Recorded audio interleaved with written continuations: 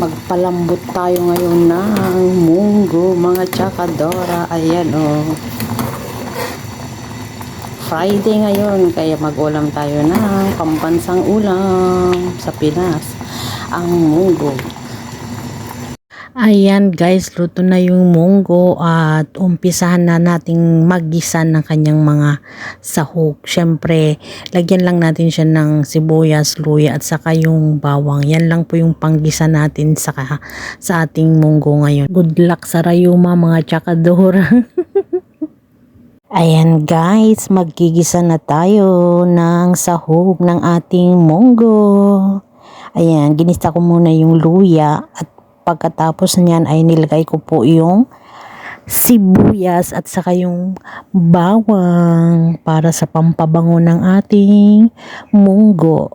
Nagtataka siguro kayo kung bakit walang kamatis. Sa totoo lang po, hindi po ako naglalagay ng kamatis pag naggigisa ako ng munggo simulat sa pol. Talagang hindi kami naglalagay ng kamatis.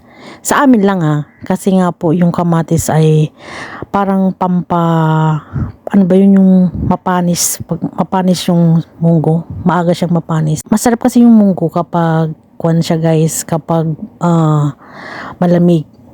Ayan guys, inilagay ko na po yung ginisa kong yung ginisa kong luya, sibuyas at bawang sa munggo na napalambot natin.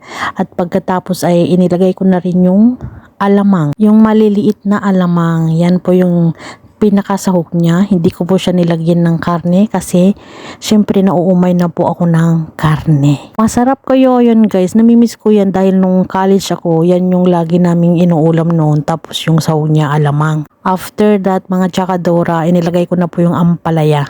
Ang ampalaya guys, hindi siya mapait. Kasi yan, binabad ko muna siya ng asin at pagkatapos kong binabad ng asin, binabad ko din siya ng tubig bago ko siya hinugasan ng husto. O, diba? Ang sarap-sarap niya mga tsakadora. O, tingnan nyo, yung tingin pa lang talaga ang sarap-sarap niya.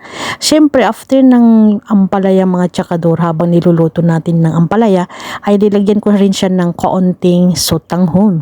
Pampasarap din yung sotanghon mga tsakadora. Kung meron kayong sotanghon, pero kung wala naman kayong sotanghon, okay lang din naman. Pero syempre may iba't iba tayong processing of cooking. English yan. Tingnan nyo naman, kumulo-kulo na. Syempre, occasionally ko siyang hinahalo dahil nga baka dumikit yung ating munggo sa ating kaserola. At nung maluto na po yung sotanghon at saka ampalaya, saka ko na lang inilagay yung dahon ng malunggay. O, diba? Ang sarap niya. Yung lasa niya guys, okay na. Nilagyan ko lang siya ng asin tapos yung all-purpose seasoning powder. Yun lang po yung nilagay kong pampalasa niya talaga. Ayan mga tsakadora, okay na yung ating munggo na may sotanghon at ampalaya at malunggay. O, diba ang daming gulay niya. And that's all for today's video mga tsakadora.